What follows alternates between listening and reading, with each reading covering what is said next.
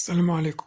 في البداية الآية الكريمة اللي بتقول بسم الله الرحمن الرحيم كذب المنجمون ولو صدقوا.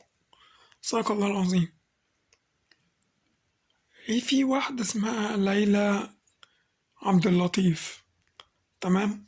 دي بتقولك هيحصل وهيحصل وهيحصل وبيحصل، وكل الناس بتمشي وراها. ايه ده؟ احنا في حياتنا جميعا كل حاجة بتحصل لا يعلمها إلا اللي خلقنا سبحانه وتعالى.